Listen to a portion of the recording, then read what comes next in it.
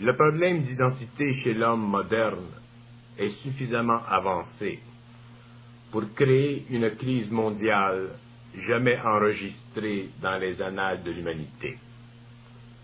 Le problème d'identité n'est pas seulement un problème personnel, c'est aussi un problème planétaire. À l'ordre planétaire, ce problème s'accentue selon le pouvoir de destruction de la civilisation. Plus la civilisation tend vers l'abîme, plus elle engendre à son tour, chez l'homme, une incapacité de se situer créativement vis-à-vis lui-même, car les pertes de valeurs civilisatrices créent en lui une sorte de désespoir qui le sévère de la terre, autrefois fertile de son peuple, de sa nation, pour le plonger seul devant le chaos, où lui, en tant qu'homme, n'a plus de raison véritable pour apprécier la vie, car elle n'est plus saine dans son ensemble, c'est-à-dire dans un cadre psychologique équilibré. C'est ici que la crise d'identité s'accentue et rend l'homme esclave de toutes les pressions extérieures qu'il ne peut éviter psychologiquement, car il n'a plus d'intelligence et de volonté suffisante. Nous observons alors le drame humain, l'esclavage de l'homme par l'homme et la désintégration graduelle de la personnalité.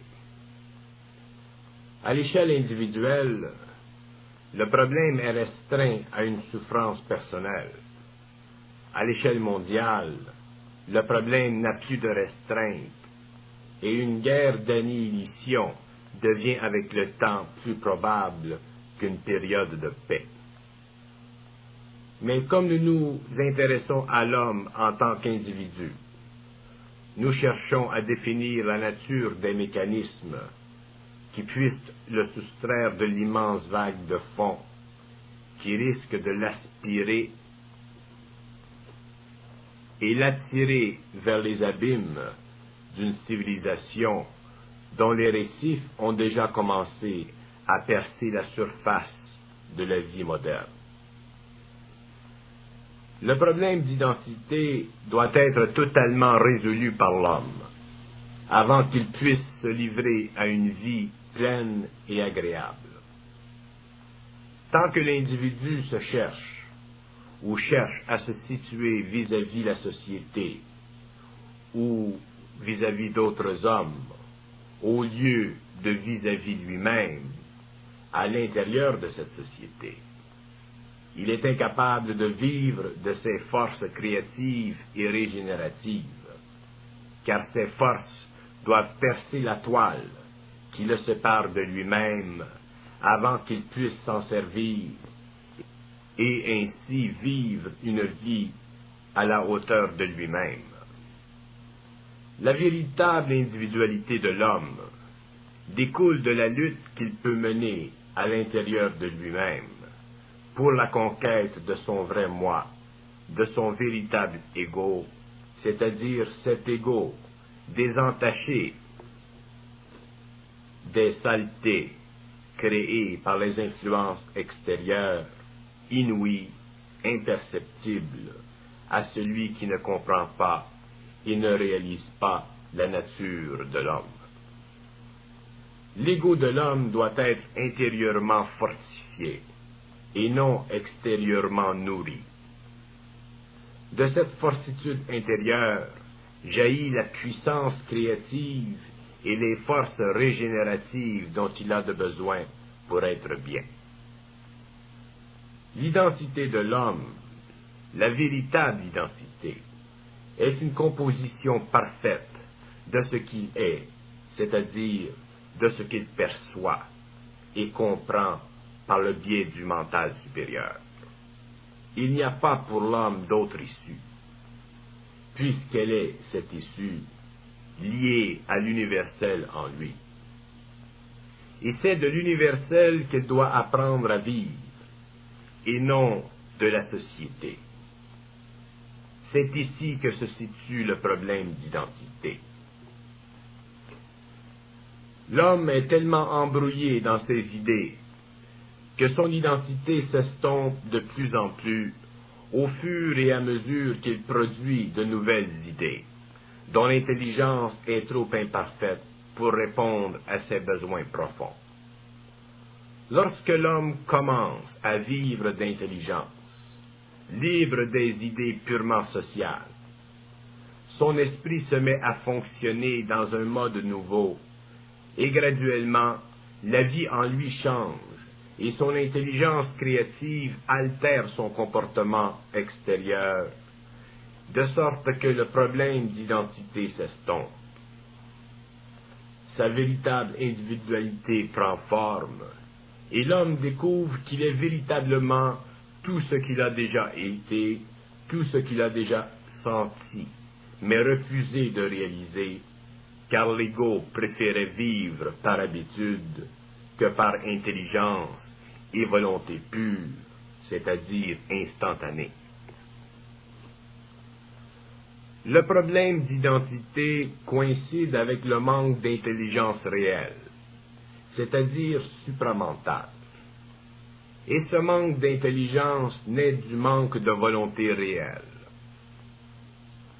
Dès que ces deux forces dans l'homme deviennent actives, l'infériorité de l'ego disparaît et laisse place à une conscience égoïque dont le centre est au-dessus de la conscience mentale inférieure de l'ego, libérant ce dernier du joug d'auto-valorisation pour engendrer en lui-même la paix de l'homme. Tant que l'ego, seul à faire face aux multiples aspects de la vie engendrés par l'âme pour son évolution, n'a pas saisi l'importance de se sécuriser dans l'intelligence de l'âme, la fausse sécurité qu'il pourra créer dans son esprit inconscient se retournera contre lui, car aucun homme ne peut être heureux de façon permanente s'il n'est pas réellement intelligent et réellement volontaire, car la vie lui enlèvera dans le temps le faux support dont il se sera servi pour la vivre. La vie n'est l'ami de l'homme que lorsqu'il a appris à la dompter, comme on dompte l'animal sauvage. Et c'est au cours de cet apprentissage que l'homme apprend un des grands secrets de cette vie. C'est qu'elle désire être domptée, matée, afin de pouvoir servir l'homme au lieu que l'homme soit à son service. C'est le but de la lumière, d'être au service de l'homme, ce que nous appelons de façon convéniente l'évolution. Mais l'homme ne comprend pas ceci et ne sait pas qu'il en est ainsi, car il n'a jamais parlé avec la lumière, l'intelligence, la vie en lui. Il ne l'a jamais compris. De là, sa crise perpétuelle d'identité et sa souffrance existentielle. Naturellement, l'homme ne réalise pas que la vie ne se dompte pas selon sa raison, mais se dompte selon le développement de son intelligence et de sa volonté réelle. Et ces deux principes grandissent en lui avec le temps, c'est-à-dire au cours du combat, jusqu'à ce qu'il en soit devenu le vainqueur, total et sans condition. Tant que l'homme souffre d'identité, c'est qu'il ne comprend pas quelque chose d'essentiel en lui-même. C'est qu'il n'a pas d'intelligence réelle suffisante. Seul le temps peut remédier à cette situation. Mais le temps est à l'avantage de l'homme, seulement lorsqu'il a commencé à réaliser le vrai visage de son ego. Et ce visage ne se dessine de façon marquante que lorsqu'il souffre d'identité, qu'il cherche, Mais cette souffrance doit cesser, sinon il ne peut vivre pleinement sa vie. Autant l'existence est une suite constante de perturbations, autant la vie réelle est la permanence du calme, tant sur le plan matériel que l'éther. Mais la vie doit être parfaite sur le matériel, avant que l'homme passe à l'éther, c'est-à-dire que l'intelligence et la volonté universelle doivent être conscientisées, canalisées par l'ego, avant que l'homme continue à vivre dans une dimension parallèle à la matière. Mais ce ne sont pas les étapes continues et infinies de la vie qui nous intéressent ici pour le moment, mais bien la vie matérielle au sein d'une civilisation matérielle. Ce n'est pas le plan ou la densité du plan qui est l'obstacle de l'homme, mais son ego perturbé par des forces dont il ne voit pas sur lui l'influence, qui le viole de son véritable identité, de son vrai moi. Mais l'homme n'a plus d'excuses, car l'homme aujourd'hui sait qu'il y a en lui plus qu'il ne peut réaliser. Tout le jeu est pour lui, et tout le jeu est en lui. La nécessité de vivre selon les lois d'une psychologie cosmique, c'est-à-dire d'une psychologie totalement et parfaitement indépendante de l'appareil sensoriel humain, deviendra de plus en plus évidente pour l'homme qui souffre d'identité, car les événements futurs de la vie matérielle terrestre deviendront de plus en plus insupportables pour une psychologie matérialiste et planétaire.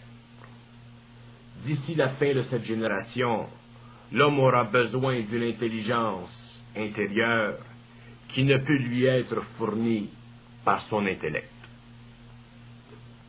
Car ce dernier sera ébranlé jusque dans ses fondations, puisque le temps s'avance où viendront vers la terre des êtres qui ne sont pas de notre race, mais supérieurs à la nôtre, en intelligence et en pouvoir. Seule l'intelligence cosmique intérieure universelle de l'homme pourra résoudre cette énigme des temps modernes, que l'intellect aura refoulé orgueilleusement vers les frontières de l'inconnaissable, de l'inconnu ou de la science-fiction.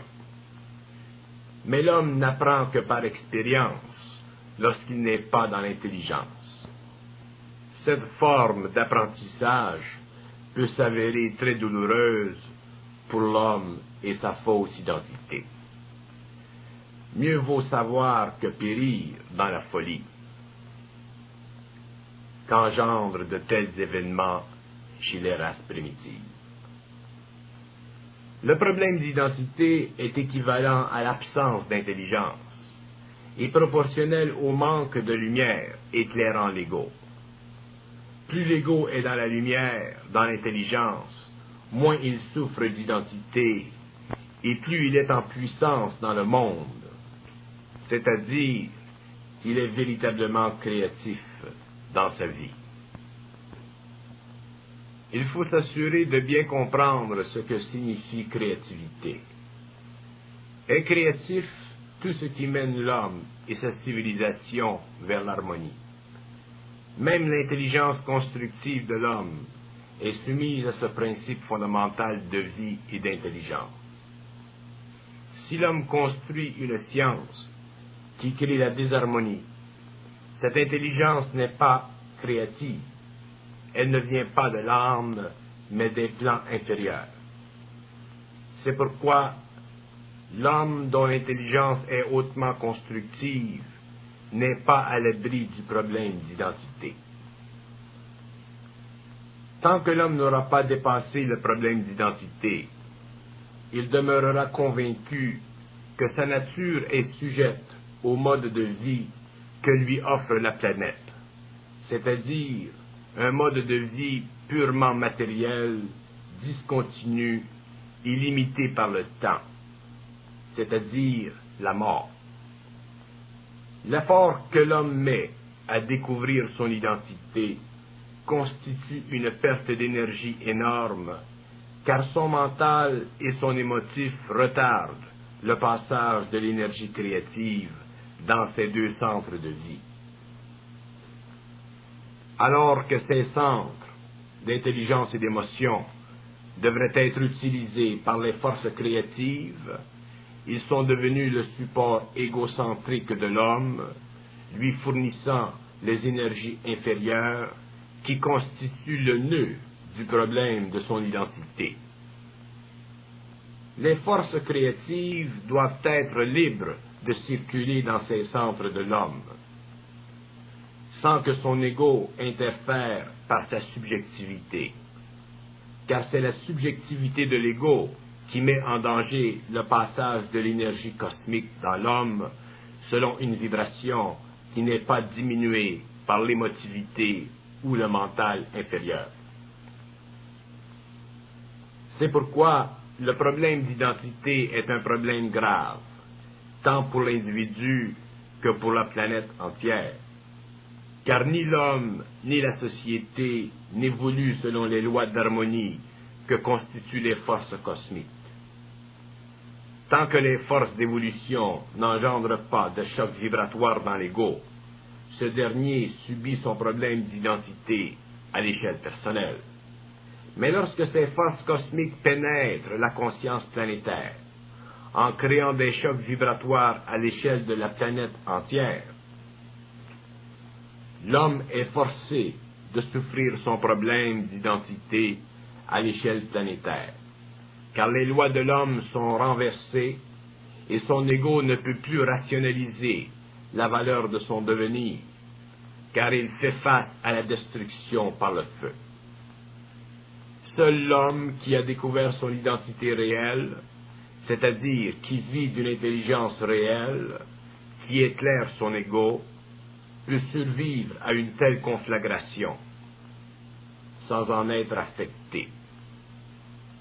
Au contraire, étant dans l'intelligence des événements et les comprenant, sa vie n'en est pas affectée, car il sait très bien qu'un cycle nouveau est sur le point de naître, où les conditions de vie marqueront un âge nouveau, où les hommes libres vivront une vie libre, c'est-à-dire intelligente et créative, plutôt que constructive et destructive.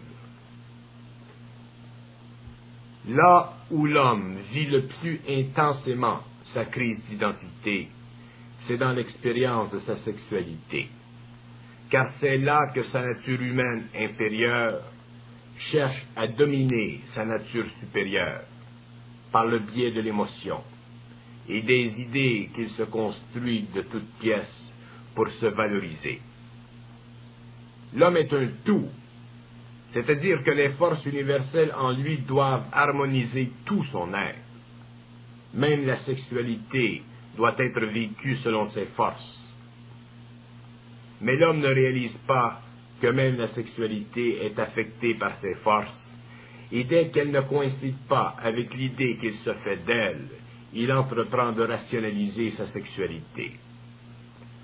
Alors il en souffre, et il en découle un problème d'identité. De même dans le domaine de l'amour, il ne reconnaît pas l'effet des forces créatives dans sa vie. Il ne voit pas que son être en entier peut être transformé par les conditions que peuvent créer ces forces pour son expérience. Ignorant de leur présence, il souffre encore une crise d'identité que connaissent trop bien ceux qui ont connu la peine d'amour. Dans le travail, l'homme fait face au même problème, car le but, le succès qu'il s'est fixé pour se valoriser en tant qu'ego, lui échappe, quelque part au cours de son expérience. Alors encore une crise d'identité. Et toute la vie est vécue ainsi. En dehors de la réalité, que seule l'intelligence réelle peut éclairer et faire comprendre. L'homme doit, s'il veut développer une personnalité conforme à son intérieur intelligent, dépasser les absurdités de la personnalité fictive. Mais son émotif et son intellect ne lui rendent pas la tâche facile, car le principe fondamental de tout être est constamment violé au cours de son expérience. Celui qui dicte que tout homme est ce qu'il doit être, pourvu qu'il se regarde et cesse de regarder les autres pour se comparer à eux. Ceci est facile à dire, naturellement, lorsque nous le savons. Mais que ce soit facile ou difficile à réaliser n'est pas ici le point, puisque tout homme, quel qu'il soit, peut le comprendre à l'échelle de lui-même. Ce n'est pas parce qu'une chose est facile à l'initié et difficile au profane qu'elle n'est pas accessible au profane. S'il en était ainsi, il n'y aurait pas de raison d'être pour l'initié. Alors que l'homme regarde ce qui le rend insécure, inférieur, inapte, et qu'il cesse de se concevoir selon ce regard, et qu'il commence à se voir sécure par le biais de son intelligence réelle, il se découvrira en tant qu'être, c'est-à-dire qu'il ne souffrira pas d'identité. C'est le début de cette découverte qui est importante, et non son perfectionnement, car le temps produit la perfection, mais le temps n'attend pas l'homme, c'est plutôt l'homme qui est prisonnier du temps. La conscience du vide psychologique est la mesure même de l'homme qui ne souffre pas d'identité, de l'homme supramental. Cette conscience, mise à part le rôle de l'intelligence en elle, constitue la fondation de l'être cosmique, de l'être universel, de l'homme libéré de la crise d'identité, qui nuit à l'opération des trois principes universels d'intelligence, de volonté et d'amour.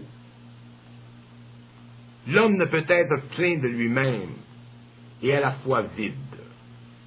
Il doit, un jour ou l'autre, substituer le plein, qui est illusion de forme, d'où sa crise d'identité, pour le vide, c'est-à-dire l'absence de telles illusions, de telles formes. Mais l'homme, rempli tel qu'il est de lui-même, craint le vide, car il ne le comprend pas. Il craint le vide, car il en est perturbé lorsqu'il se fait sentir, bien que la perturbation ne soit que le résultat du nettoyage interne de sa conscience mécanique. Seul le vide élimine à tout jamais le problème d'identité chez l'homme, car il n'y a plus de forme en lui qu'il puisse utiliser pour se construire une fausse identité.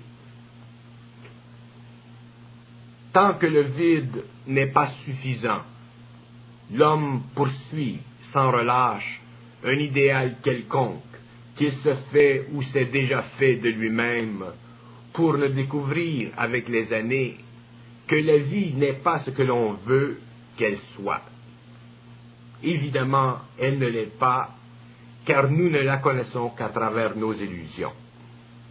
Alors, nous sommes constamment déçus de nous-mêmes et de la vie. Et pourtant, ce n'est pas la faute de la vie, c'est le problème de l'homme, de son identité, qui a tout gâché. L'homme vit face à face avec une idée qu'il se fait ou voudrait se faire de lui-même.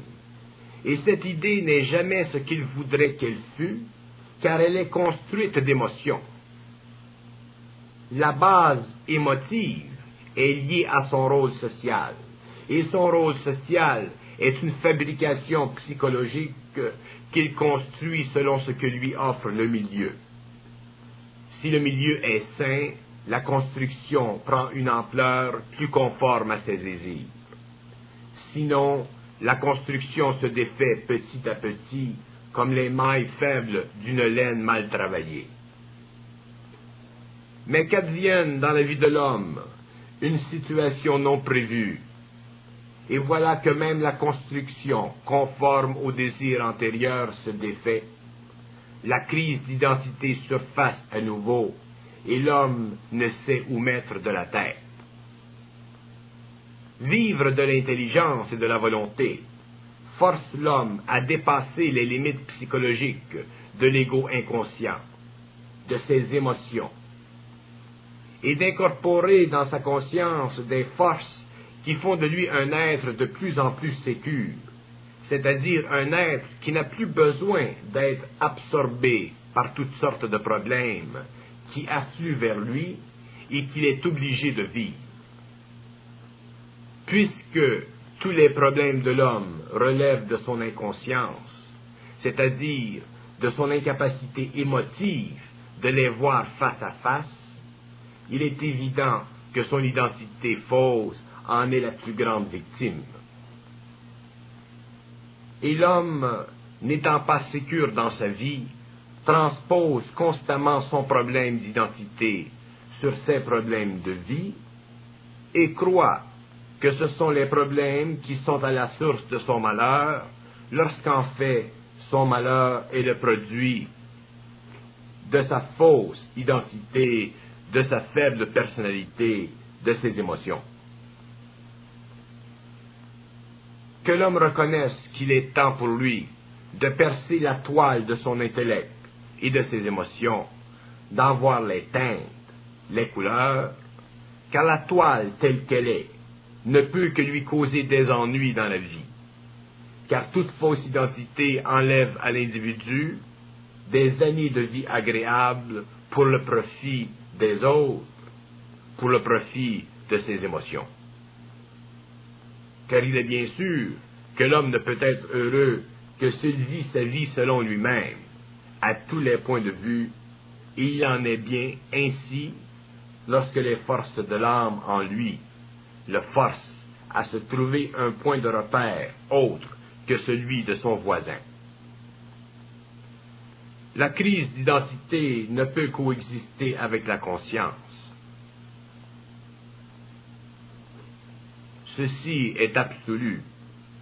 Et la crise d'identité doit être vaincue pour que la conscience s'installe de façon permanente chez l'homme.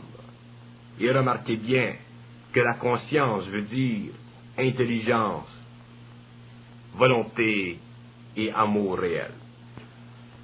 Lorsque l'homme est dépouillé de la fausse intelligence, de la fausse volonté et de l'amour subjectif également faux, il commence à vivre de son identité réelle, c'est-à-dire de la lumière en lui, et de l'énergie de cette lumière. Il transmute ses principes inférieurs pour un jour changer de dimension, de plan de vie. La lutte contre sa fausse identité se fait sentir dès qu'il a pris conscience du fait que l'homme n'est vraiment lui-même que lorsqu'il a mis de côté le lui-même auquel il tient, auquel il s'accroche. Il n'y a pas deux chemins de vie, il n'y en a qu'un, le réel. Le vrai et le faux ne sont pas des chemins, mais des voies. Le réel est un chemin unique, car toutes les voies mènent à lui. La crise d'identité coïncide avec le temps de l'homme. Et lorsque l'homme sort du temps de l'homme, il entre dans le temps du surhomme. Et ce temps n'est pas soumis aux lois de l'ego. Il est soumis aux lois de la lumière dans l'ego. Et ce sont les lois de la lumière qui engendrent dans l'homme l'énergie qui détruit sa fausse personnalité, sa fausse identité. Il est très important de comprendre que la crise psychologique de l'homme inconscient provient de son absence psychologique, c'est-à-dire de son incapacité de comprendre ce qui lui arrive dans la vie. Lorsque l'homme commence à vivre de la présence psychologique, il commence à entrevoir les différentes manifestations de cette énergie et à les comprendre, et c'est de cette réalisation qu'il vit et qui l'amène à se libérer de la crise d'identité. On ne peut se soustraire de la crise d'identité tant qu'on n'a pas pénétré dans cette présence psychologique qui nous fait réaliser instantanément le pourquoi de toute influence qui tend à définir l'ego, c'est-à-dire à lui donner du matériel subjectif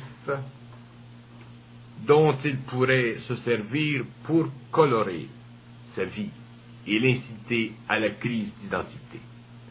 La crise d'identité est une couverture que la lumière ne peut percer car elle est stoppée dans son mouvement par l'émotion et l'intellect.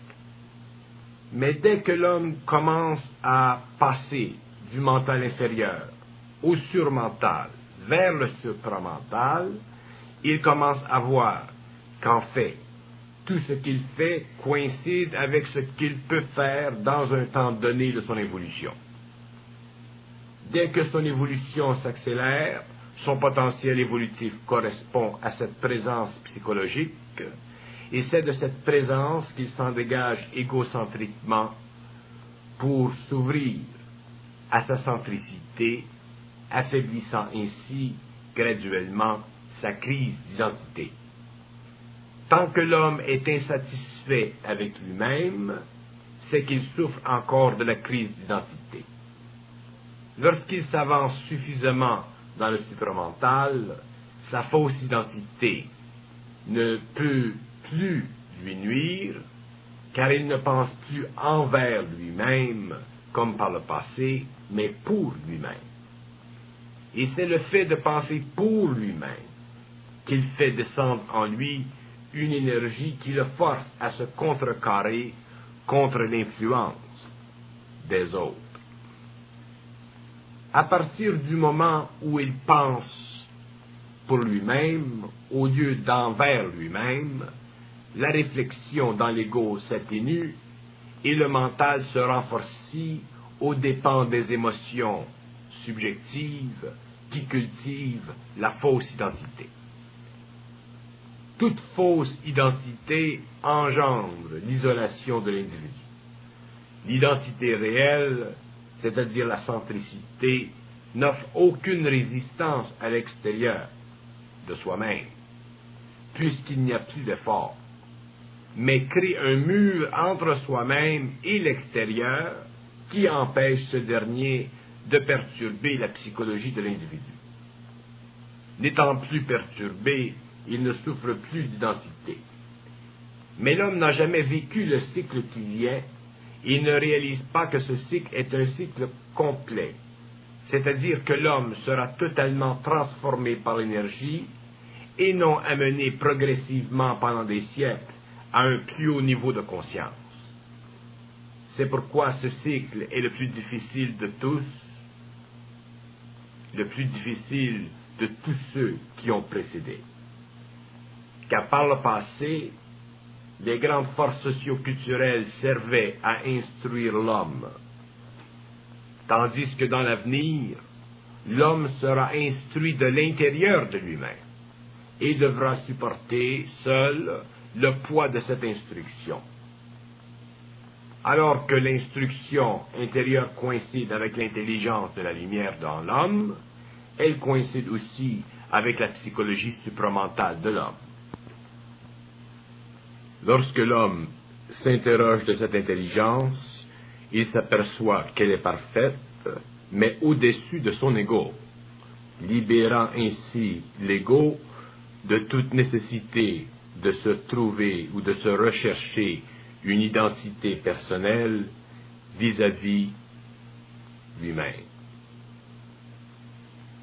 Le problème d'identité est une illusion de l'ego, car l'ego seul, dans son interprétation de la réalité psychologique, est incapable de suivre parfaitement les lignes de sa pensée et de se rapporter à l'origine de ses pensées, car il est dans l'illusion qu'il pense.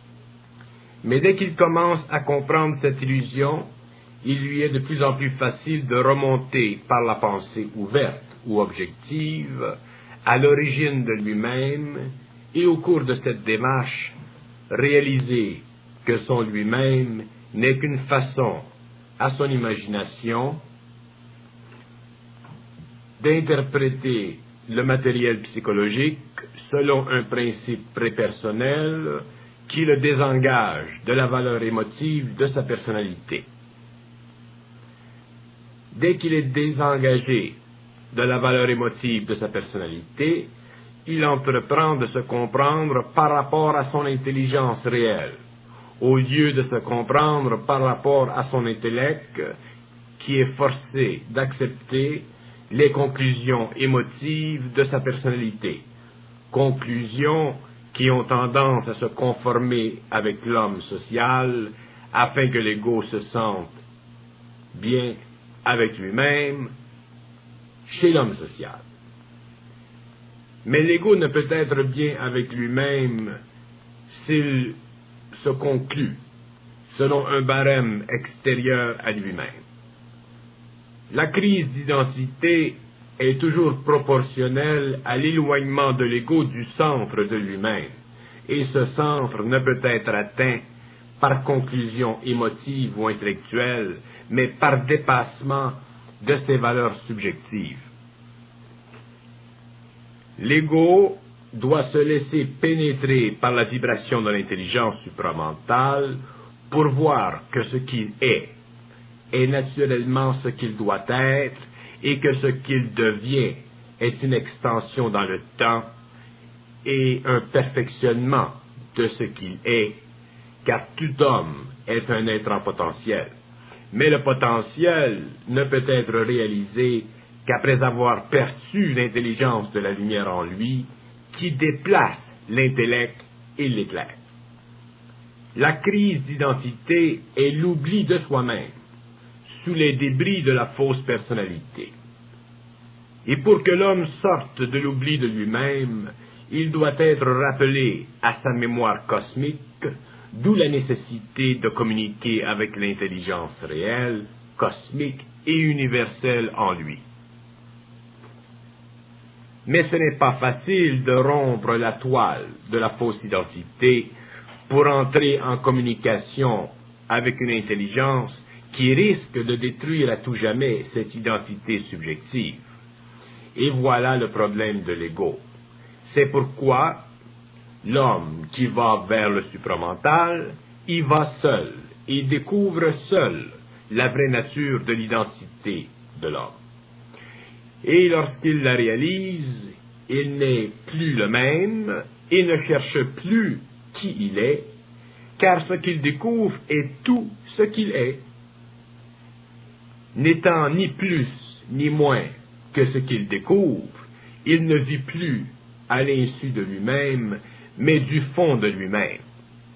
Il est bien dans sa peau, et nul ne peut la porter pour lui, car lui seul la connaît, et lui seul l'apprécie, et lui seul la transforme en une peau de plus en plus réelle, de plus en plus vaste, de plus en plus grande, c'est-à-dire de plus en plus conforme avec lui-même, celui-même qui n'est pas sous le joug de la subjectivité émotive et mentale, nourri par des valeurs extérieures à lui-même. Il commence à être libre, c'est-à-dire libre du problème de la crise d'identité. Si l'homme fait une analyse de lui-même, ce n'est pas le vrai lui-même qu'il découvre, mais celui qu'il voudrait être. Erreur grave, car l'homme n'est construit que du matériel qu'il veut bien laisser pénétrer en lui librement, et non des idées qu'il épouse, car elles semblent bien se tailler avec le désir qu'il a de se voir de telle ou de telle façon. La vie n'est pas un tailleur d'habits pour la personnalité, mais une force qui pénètre la personnalité et l'habite à perfection, si cette dernière est suffisamment robuste et intelligente, c'est-à-dire si l'ego est suffisamment fort en esprit et sensible. De cette condition, la personnalité réalise qu'elle n'a pas à se casser la tête avec le vêtement que la vie lui offrira, à sa façon et d'une façon parfaite, du moment que l'ego s'engage à se bien définir, c'est-à-dire à se bien voir à travers la lumière qui le traverse. S'il réussit à se voir à travers cette lumière, la personnalité sera bien vêtue, car l'ego aura canalisé de bons tissus servant à l'envelopper. La crise d'identité perturbe l'ego et diminue la personnalité. Lorsqu'elle est passée, l'ego est calme et la personnalité radiante, car les deux compères sont enfin réunis dans une seule et même tunique, la réalité psychologique de l'être, réalité qui ne vit que de l'intérieur et se diffuse créativement vers l'extérieur.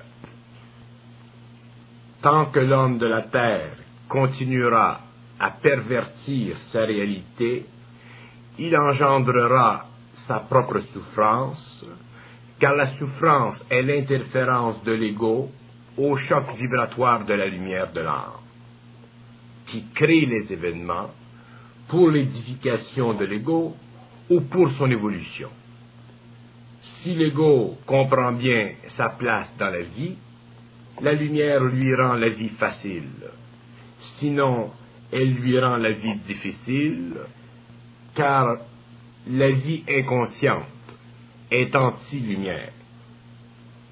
Pour que la vie soit bien vécue, il faut que l'homme se détache de sa petitesse et se lie parfaitement à la nature universelle de lui-même, de son intelligence, de sa volonté, afin de pouvoir un jour vivre de l'amour qui crée et harmonise.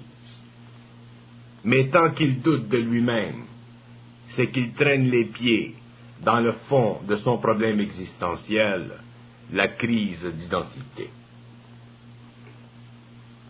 Et un jour, l'homme devra réaliser que la crise d'identité, à l'échelle planétaire, est la souche de la grande inquiétude, de la grande tristesse, de la grande et de la terrifiante révélation. Les temps sont marqués et l'homme doit se connaître ou mourir. Ce n'est pas l'homme en tant qu'ego inconscient qui dictera l'évolution de sa vie demain, mais l'esprit de l'ego qui imprimera dans la mémoire de celui-ci la loi de la lumière. Et cette loi sera la loi de l'homme nouveau, du surhomme. Fini à jamais la crise d'identité.